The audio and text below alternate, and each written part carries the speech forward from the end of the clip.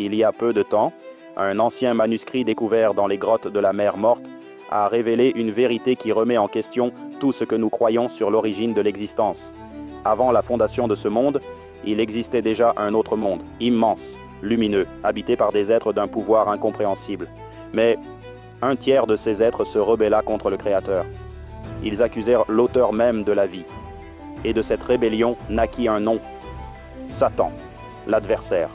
Face à l'accusation, le Créateur, oui, il créa, il fit apparaître un nouveau décor, la terre, le monde visible que nous connaissons par notre sagesse humaine, une scène de jugement, 12 heures de lumière, 12 heures de ténèbres, le bien et le mal coexistant côte à côte.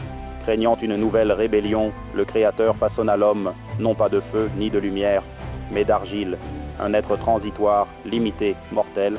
Quand le corps meurt, il retourne à la terre, et l'âme retourne au Créateur. Nous sommes une expérience biologique, une création sous observation, une épreuve entre la fidélité et la chute. Car celui qui est fidèle dans les petites choses le sera aussi dans les grandes, mais il y a quelque chose de plus. Le Fils du Créateur a révélé qu'il existe un royaume préparé avant la fondation du monde, un lieu réservé à ceux qui demeurent fermes, même au milieu de la douleur et du doute. Ce royaume n'est pas de ce monde, c'est la promesse qui précède la création elle-même. Et comme il l'a dit, au jugement, l'un jugera l'autre. Et à travers le témoignage de Job, même les anges seront jugés.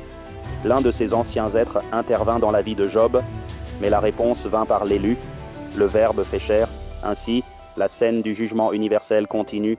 De la poussière nous venons, et à la poussière nous retournerons, mais l'esprit demeure devant celui qui a tout créé. Dans l'image de la vidéo, nous observons que l'être humain fut créé un peu inférieur aux êtres primordiaux. Mais, comme le dit le psaume 8, il fut couronné d'honneur et de gloire par le Créateur. Dans le livre de Job, chapitre 4, versets 15 à 19, nous voyons un moment mystérieux et profond. Un esprit, un ange déchu, se manifeste devant l'ami de Job. Sa présence provoque la peur et les ténèbres, et, à travers lui, une voix s'élève pour tenter d'abaisser l'homme devant le Créateur. Cet être déclare que même les anges ne sont pas purs devant notre Créateur et insinue que l'homme fait de poussière serait indigne. Mais le but de ces paroles n'était pas la vérité, c'était une accusation. Depuis le commencement, l'ennemi cherche à diminuer la valeur de l'être humain, car l'homme porte quelque chose que les anges ne possèdent pas, le souffle direct du Créateur. Plus loin, dans Job chapitre 7, verset 17, Job lui-même demande « Qu'est-ce que l'homme pour que tu fasses tant de cas de lui et que tu portes sur lui ton cœur ?» Cette question a résonné au fil des siècles, et la réponse est venue de la bouche du prophète David, oui, dans le psaume 8, verset 4. « Qu'est-ce que l'homme pour que tu te souviennes de lui, et le Fils de l'homme pour que tu le visites ?» La révélation est claire, l'homme est le pont entre le ciel et la terre. C'est par lui, par Moïse, le serviteur choisi, que le nom éternel du Créateur fut révélé. Et dans cette même lignée devait venir celui qui était le Machia, l'Ointe, le Fils qui hérita d'un nom au-dessus de tous les noms. Ce nom est au-dessus des anges, au-dessus de toute autorité et de toute puissance. Et c'est lui qui jugera aussi bien les hommes que les anges. C'est pourquoi l'homme ne doit pas être vu seulement comme poussière, mais comme le vase que le Créateur lui-même a façonné pour manifester sa gloire. 2 vases sont entre les mains du potier.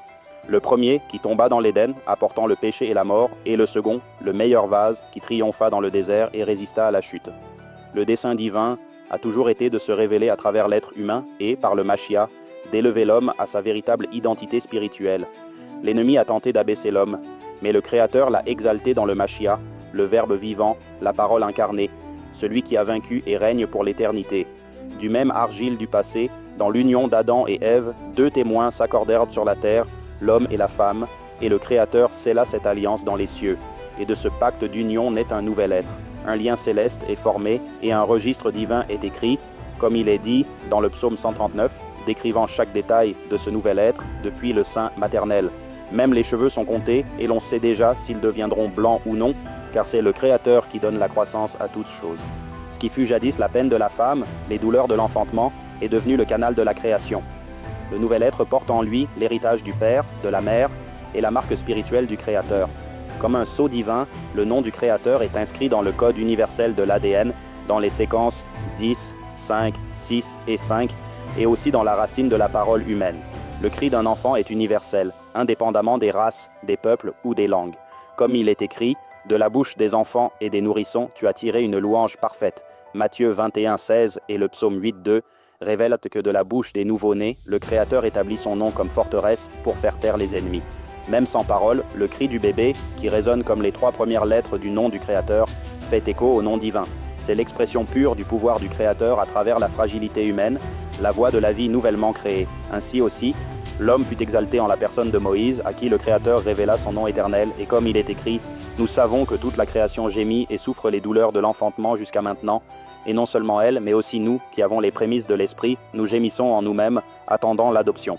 Le mystère de la création continue, et chaque vie qui naît est une nouvelle expression de la sagesse du Créateur, qui se révèle dans le temps, dans le son et dans la chair humaine, le reflet de la parole vivante qui demeure parmi nous.